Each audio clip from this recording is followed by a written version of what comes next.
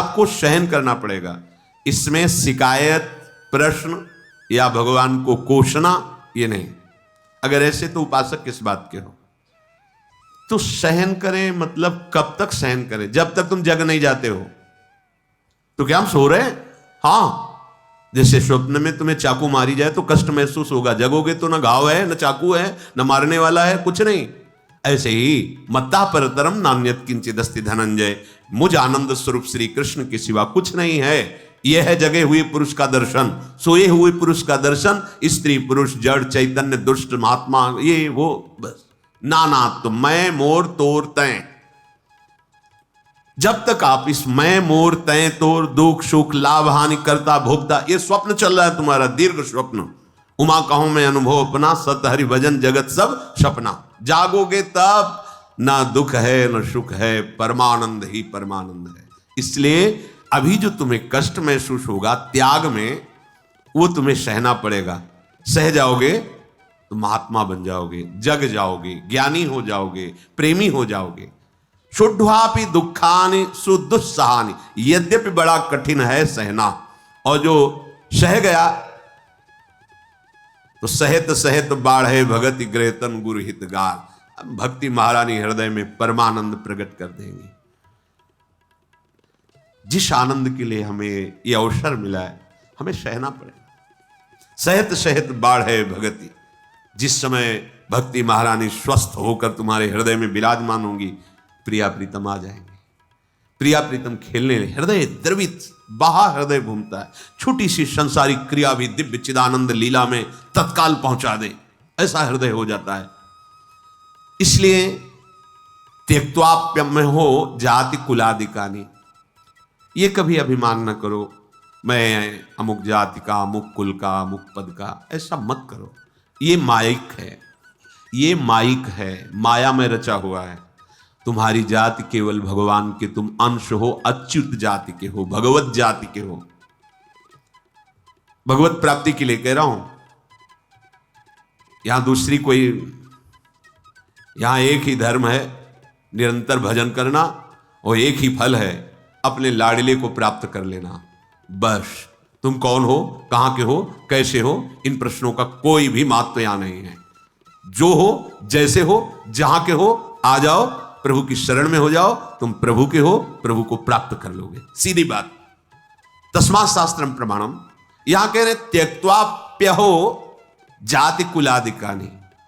इस गर्व में मत रहो कि मैं उत्तम जाति का हूं, मैं किस कुल का हूं, या ऐसी हीनता भी मत लाओ कि मैं अमुक जाति का हूं, मुझे कैसे भगवत प्राप्ति होगी। मानव एक भगति करना था, दूसरों को सुख पहुंचाना, निरंतर भगवत स्मरण करना, भगवान के आश्रित रहना।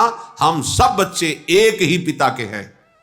कोई भी धर्म बोलो, कोई भी पंथ बोलो, कोई भी, हम एक ही पिता की संतान हैं। सच्ची सच्ची परम सच्ची परम सत्य, इतनी भी मिलावट नहीं।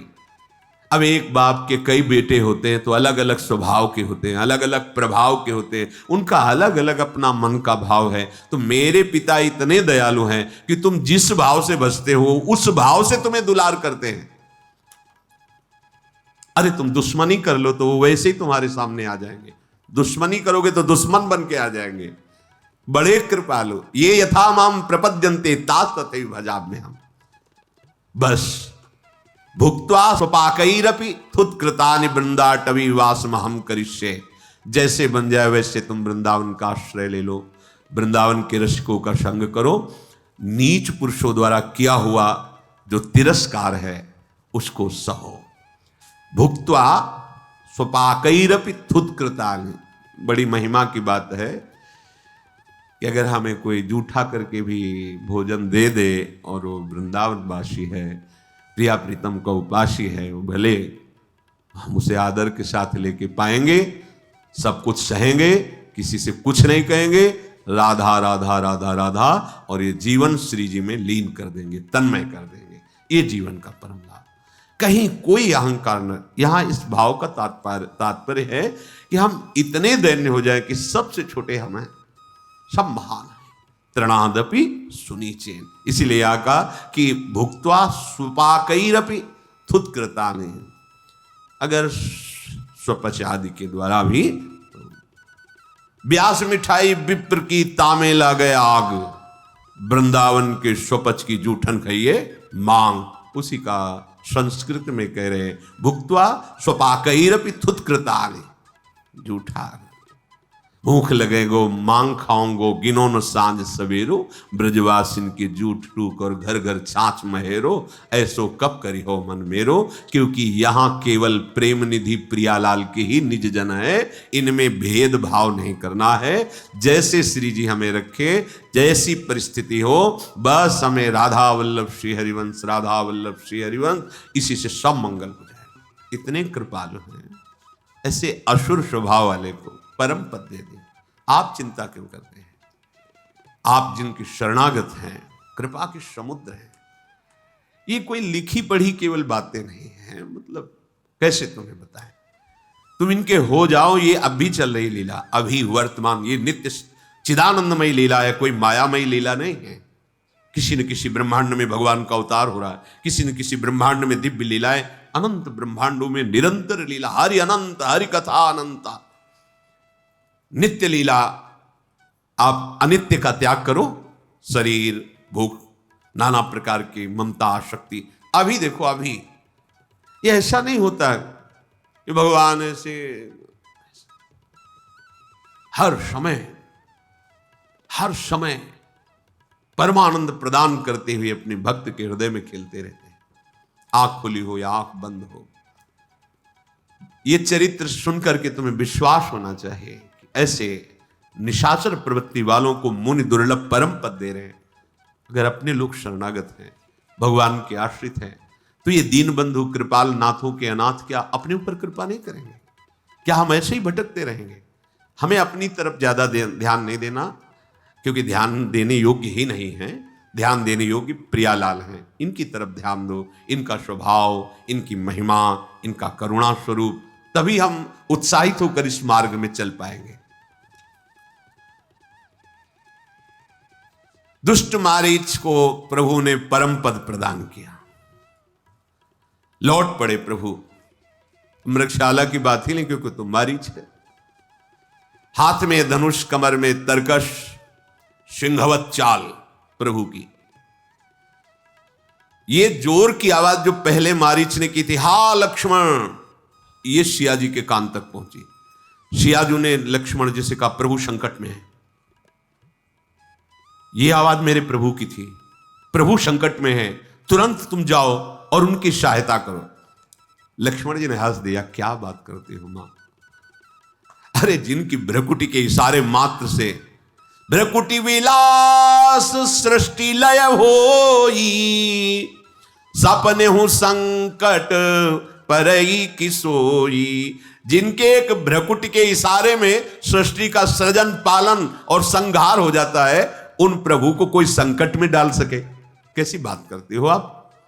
सीता मरम बचन जब बोला, हरि प्रेरित लक्ष्मण मन डोला। ओ गोस्वामी जी बड़े करुणा में हृदय, शब्द नहीं निकल। सीता वचन जो वाल्मीकि हृदय में चुभने वाले, वाल्मीकि रामायण में पीछे स्वाध्याय किया। लक्ष्मण जी ने कहा, सावधान, हे मां, चरणों की तरफ देखी कि सावधान, एक भी शब्द ऐसा नहीं। ठीक है, इसका मतलब है रघुवीर कुछ करना चाहते हैं। आपके मुख से ऐसे वचन कैसे निकल गए? हे दिशाओं के देवता और साक्षी हो, मैं भगवान की आज्ञा का उल्लंघन नहीं करना चाहता था, क्योंकि प्रभु ने कहा था विवेक पूर्वक सीता की रक्षा करना, पर अब मैं नहीं रुक सकता। लक्ष्मण जी हृदय से व्यथित हो गए। कभी भरनेत्र सिया जी की तरफ नहीं देखा, कभी नहीं, चरणों के सिवा कभी नहीं। ये तो लीला होनी है, इसलिए ऐसे सीता जी ने कटु वचन, वाल्मीकि रामायण में स्पष्ट लिखा हुआ है। सन्यासी के वेश में रावण पधारा, जो ही देखा लक्ष्मण जी गए, श्री रावण पधारा। जिसके डर से देवता दैत्य सब भयभीत होता हुआ आ रहा है, कांप रहा है, क्योंकि ये मार्ग ऐसा है। कुपंथ मार्ग में पैर रखोगे तो चाहे जितने बलवान विद्वान जो भी हो, भय तुम्हारे अंदर समा जाएगा, सोच तुम्हारी तुम्ही को खा जाएगी। इतना तुम्हारे अंदर डर, इतना गंदा चिंतन, ऐसी तुम्हारे अंदर मानसिकता बन जाएगी कि तुम खुद अपने आप में हर समय जलोगे यदि अत्याचार करोगे, गंदे आचरण करोगे। देखो बड़ा विद्वान है, बलवान है। जाके डर सुर असुर डराही, निशिन नींद दिन अन्न न खाही, सो दसशील स्वान की नाई, इत उत चितई चला भड़ियाई। भयभीत होता हो, जैसे कुत्ता किसी के सामान को लेने जा रहा हो खाने की, तो कैसे डरता है, ऐसे डरता हुआ। इमि कुपंथ पग देत खगेशा, रहाई न तेज तन बुद्धि बल लेशा। जो पराई माता बहनों की तरफ काम भाव से दृष्टि रखकर ऐसे आचरण करता है, ना शरीर में बल रह जाता है, ना तेज रह जाता है, ना बुद्धि, ना किसी तरह का वैभव। अभी दिखाई दे रहा है, देखते रहो सर्वनाश हो जाएगा। ये बहुत बड़ा कुमार्ग है। इम कुपंथ पग देत, ये मनोरंजन नहीं है। इम कुपंथ पग देत खगेशा, रह न तेज तन बुद्धि बल लेशा। इतनी भी बुद्धि नहीं रह जाएगी। रावण आकर के भिक्षाम देहि, अतिथि धर्म। सामने देखा कि एक जति खड़ा हुआ है, बड़ी कथाएं सुनाने लगा, राजनीति की, भय की, आकर्षण की। सीता जी ने कहा तुम वेश तो यति का रखे हो, और पर वचनों से तुम्हारी दुष्टता झलक रही। ये कैसे तुम दुष्ट वचन बोल रहे हो? वेश के अनुकूल तो वचन नहीं है। कहा सीता सुनु जति गुसाई, बोलो वचन दुष्ट की नाई। तुम्हारे वचन तुम्हारे वेश के अनुकूल नहीं है। इसका मतलब तुमने वेश केवल नाटक में धारण किया है। तुम वास्तविक सन्यासी नहीं हो सकते, क्योंकि ऐसे वचन नहीं होते विरक्तों के। तब रावण ने अपना असली रूप दिखाया, रावण रूप में, और बताया मैं लंकाधिपति रावण। सीता जी भयभीत हो गई, लंबी सांस खींचकर धैर्य धराओ। कहा है दुष्ट, तू अभी देख रघुनाथ जी आते ही होंगे, तुझे इस छल कपट का दंड भी मैं दिलाती हूं। राक्षस राज, तू मेरी चाह कर रहा है, इसका मतलब काल तेरा नाश करना चाहता है। रावण ने सीता जी की तरफ देखा। बहुत मंगलमयी बात गोस्वामी जी ने लिखी। सुनत बचन दस शीस रिसाना, सीता चरण बंदी सुख माना। अपने कल्याण के लिए आपका अपहरण करूंगा, प्रणाम की। ये भगवान का पार्षद है। लीला के लिए आदेश तो सरकार का हुआ है कि मैं बैर करूं, पर आपको अब कष्ट सहना पड़ेगा। सीता जी के चरणों की तरफ देखा और मानसिक प्रणाम किया, और क्रोध करता हुआ सीता जी का अपहरण कर लिया। रथ पर बैठाला, आकाश मार्ग से चला। इतना भयभीत हो रहा है कि उसको दिशाओं का ज्ञान नहीं, किधर जाना, किधर है लंका। भयभीत हो गया है, किधर जाना है, कुछ सुधि नहीं रह गई। सीता जी जोर से हा रघुनाथ, हा राम, कौन सा ऐसा अपराध किया जो आपसे दूर में, आपसे विमुख होकर जा रहे हूं। हा जग एक वीर रघुराया, केहि अपराध विसार हुदाया। आरति हरन शरण सुखदायक, हा रघुकुल सरोज दिन नायक। हा लक्ष्मण तुम्हार नहीं दोषा, सो फल पायूं कीन्हूं रोषा। हे रघुनाथ जी, मेरे से क्या अपराध बन गया जो मुझे ऐसा दंड मिल रहा है कि रावण अपहरण करके ले जा रहा है और आप दया भी नहीं कर रहे। हे दुखों का हरण करने वाले, हे शरणागत भक्तों को सुख देने वाले, हे रघुकुल रूपी कमल के सूर्य। हा लक्ष्मण, तुम्हारा कोई दोष नहीं, मैंने जो बोला उसका मुझे दंड मिल गया। सिया जी कह रही सो फल पायो कीन्हूं रोषा, मैंने जो क्रोध में भरकर जो तुम्हें कटु वचन बोले उनका फल मुझे तत्काल मिल गया है। जानकी जैसे विलाप कर रहे हैं, प्रभु तो बहुत कृपा समुद्र हैं पर दूर हैं, अब मुझे कैसे बचा सकते हैं। ऐसे जानकी जी, कौन मेरी विपत्ति को प्रभु को सुनाएगा। विपत्ति मोरी को प्रभु ही सुनावा, पुरोडास चह रासब खावा। सीता के विलाप सुनि भारी, भय चराचर जीव दुखारी। गीधराज सुनि आरत बानी, रघुकुल तिलक नारी पहचानी। अधम निशाचर लीन्हे जाई, जिमी म्लेच्छ बसु कपिला गाई। हाय मेरी विपत्ति को कौन प्रभु श्री राम को सुनाएगा। यज्ञ के भाग को जैसे गधा चुरा ले, ऐसे ये मेरा अपहरण किए हुए जा रहा है। हा राम हा रघुनाथ। जो भी आवाज सुनता है दुखी विकल हो जाता है। जटायु के कान में आवाज पड़ी और उड़ा और देखा कि ये विमान पर दशानन रावण सीता जी का अपहरण करके ले जा रहा है। जटायु ने कहा, हे पुत्री, बिल्कुल दुख मत मानो, मैं आ गया हूं, तुम्हारी रक्षा करूंगा।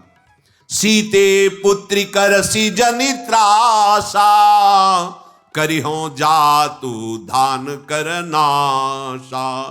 धावा क्रोधवंत खग कैसे, छूटई पबी पर्वत कहूं जैसे। पुत्री भय मत करना, मैं आ गया जटायु, मैं इस राक्षस का नाश करूंगा। और क्रोधवंत होकर जटायु ऐसा टूटा रावण के ऊपर जैसे पर्वत पर देवराज इंद्र के द्वारा चलाया हुआ वज्र हो। रे रे दुष्ट ठाड़ की न होई, निर्भय चल सी न जाने ही मोही। आवत देखी कृतांत समाना, फिरी 10 कंधर कर अनुमाना। कै मैनाक की खगपति होई, मम बल जान सहित पति सोई। जब जाना जरठ जटायु ये हा, मम कर तीरथ छाड़ी देहा। जटायु ने ललकार कर कहा, अरे दुष्ट खड़ा रहे, तू निडर होकर शियाजू का अपहरण करके लिए जा रहा है। तू मेरे को जानता नहीं। जैसे साक्षात यमराज टूट पड़ा ऐसे जटायु टूट पड़ा रावण के ऊपर। रावण ने विचार किया, ये कौन हो सकता है जो मेरे बल को नहीं जानता। क्या मैनाक पर्वत है या पक्षीराज गरुड़ जी स्वयं आक्रमण कर रहे हैं। अरे वो तो जानते हैं गरुड़ जी, और भगवान विष्णु भी जानते हैं, फिर ये कौन है जिसको मेरे बल का भय नहीं। अरे ये तो बूढ़ा जटायु है। जब नजदीक आया, अच्छा तो मेरे हाथों से ये मरना चाहता, मेरे हाथ रूपी तीर्थ में ये प्राण छोड़ना चाहता है। सुनत गीध क्रोधातुर धावा, कहे सुन रावण मोर सिखावा। तजि जान की कुशल ग्रह जाहू, नाही त अस होई बहु बाहू। रावण के ऊपर क्रोध करके जटायु दौड़ा और कहा, रावण मेरी बात सुन ले, जानकी जी को छोड़ दे और अपने घर कुशल से चला जा, नहीं तो अभी हे बहुत भुजाओं वाले तेरा ऐसा होगा। राम रोष पावक अति घोरा, हो ही सकल सलभ कुल तोरा। श्री राम जी की क्रोध भरी आग में तेरा पूरा वंश पतिगाज की तरह भस्म हो जाएगा। मान ले मेरी बात, सियाजू को छोड़ दे और वापस चला जा। रावण कुछ नहीं बोला। तब जटायु ने प्रहार किया, पंजे से पकड़ के उसकी खोपड़ी खींच के रथ से नीचे गिरा दिया और प्रहार किया चोंच से। रावण का शरीर विदीर्ण कर दिया पंजे और चोंचों की मार से, उसको मूर्छा आ गई।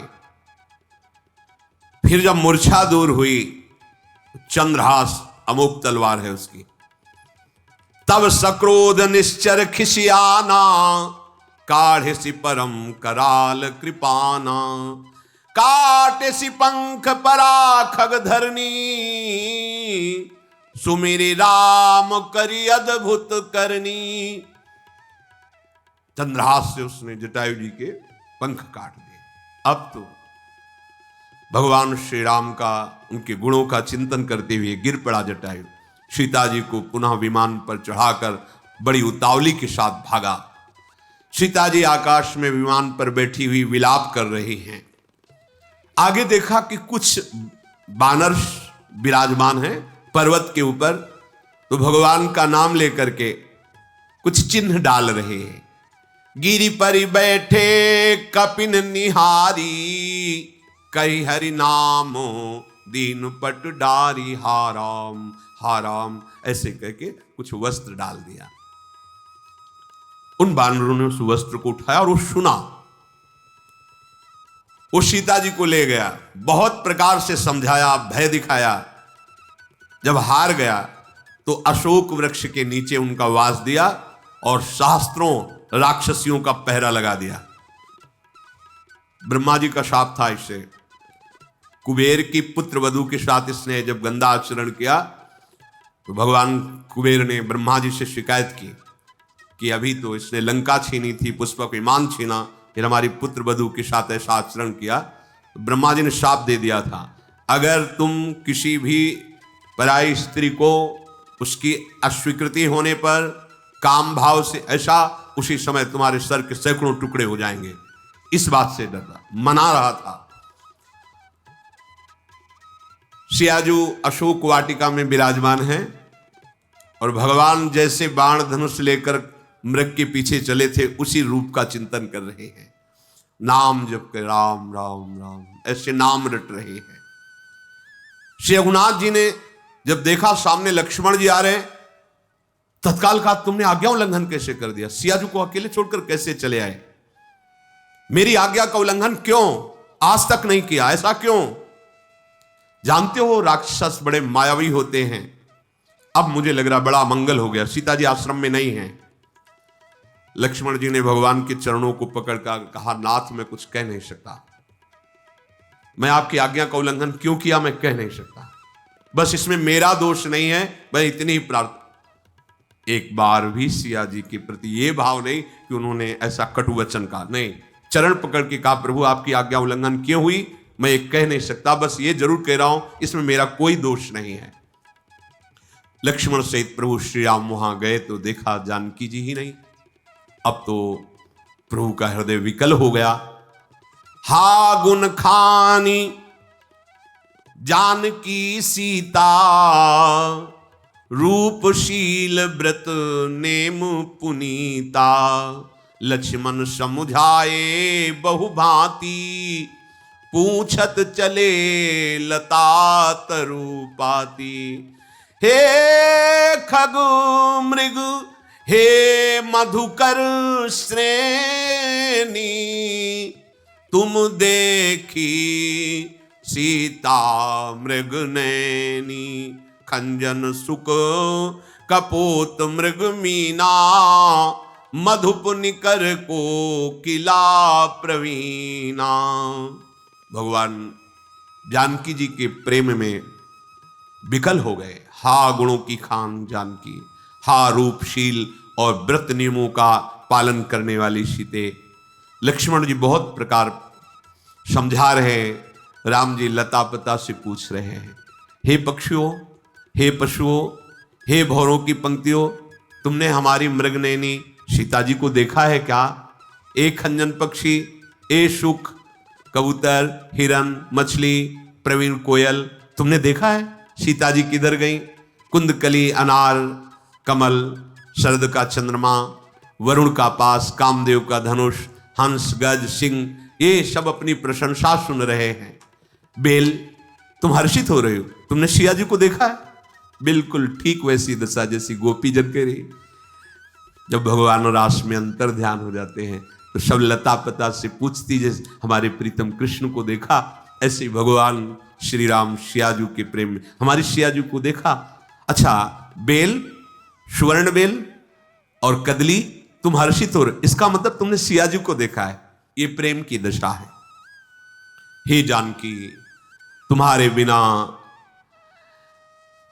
देखो ना मेरे हृदय में कितना शोक हो रहा है, तुम कहां हो? हे जानकी कहां हो? ऐसे पूर्ण काम है भगवान, आनंद राशि है, अजन्मा है, अविनाशी है, ये प्रेम की व्यवस्था है। अगर भक्त भगवान के प्रेम में विकल है तो भगवान भी भक्त के प्रेम में विकल होते हैं। यदि भगवान के ध्यान में भक्त मस्त है तो भगवान भक्त के ध्यान में, अगर भगवान को भक्त अपना हृदय मानता है तो भगवान भक्त को अपना हृदय, साधु हृदयम मह्यम।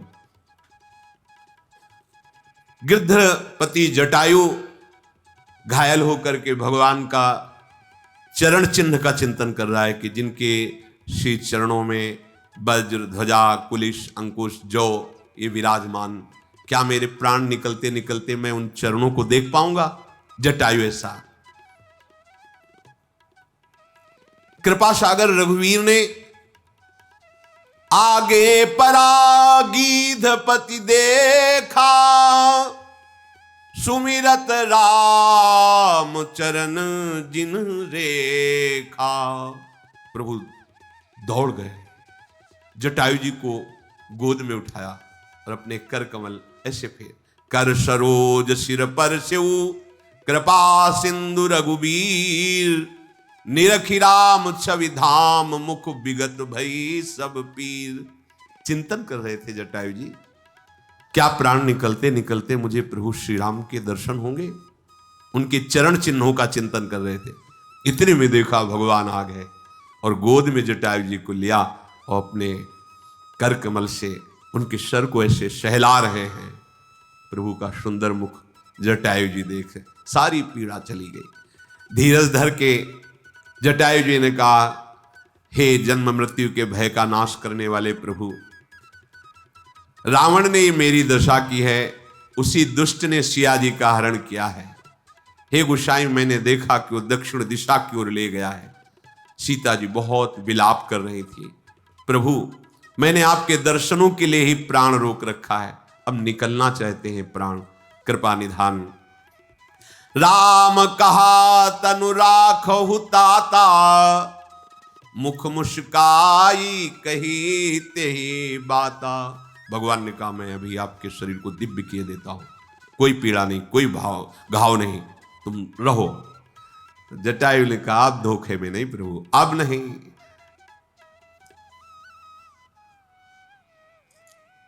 जाकर नाम मरत मुख आवा, अधमो मुकुति होई श्रुति गावा। यदि अंतिम समय आपका नाम मुख में आ जाए तो परम पद का अधिकारी हो जाता है। सुमम लोचन गोचर आगे, राखों देह नाथ के ही खागे। वो प्रभु मेरे नेत्रों के सामने, फिर मैं अब शरीर रखूं किस लिए, किस कार्य के लिए? शरीर धारण करने का यही एक फल है कि भगवद स्मृति में तन्मय होकर प्राण त्याग दे। जिनका नाम लेते हुए यदि प्राण छूट जाए तो भगवत धाम की प्राप्ति होती है। वो स्वयं भगवान मेरे नेत्रों के सामने, फिर मैं इस शरीर को किसके लिए रखूं, किस कार्य के लिए? अब कौन सा कार्य बकाया रह गया है? जल भरी नयन कहीं रघुराई, तात कर्म निज ते गति पाई। हे तात, ये परम पद मैं प्रदान नहीं कर रहा हूं, तुमने ऐसा कार्य किया है। दूसरों के हित के लिए यदि प्राण छूट जाए तो परम पद का अधिकारी होता है, दूसरों के हित के लिए। तात कर्म निजते गति पाई, ये दुर्लभ गति तुमने अपने ऐसे श्रेष्ठ कर्म से प्राप्त की है। जिनके मन में दूसरों का हित बसता है वो कोई भी ऊंचाई की गति प्राप्त कर सकते, कोई भी। पर दूसरों के हित की बात, दूसरों को रौंद करके, दूसरों को मिटाकर और अपने को सजाने वाली बात कभी त्रिभुवन में सफल नहीं हो सकती, त्रिकाल में सफल नहीं हो सकती। जाओ मेरे दिव्य धाम में दिव्य शरीर धारण करके विराजमान रहो, तुम पूर्ण काम हो चुके हो, जटायु से कहा। पर सीता हरण तात जन कहो पिता सन जाई, जो मैं राम तकुल सहित कही दशाना नाई। आपसे मिलने के लिए मेरे पिताजी आएंगे, दशरथ जी। पिताजी को यह संकेत भी मत होने देना कि सीता का अपहरण हो गया है, रावण ने किया है। मैं राम हूं, ये दशानन अपने वंश सहित जाके बताएगा, जाके कि सीता हरण का क्या दंड मिला है मुझे। तुम उनको संकेत भी मत करना।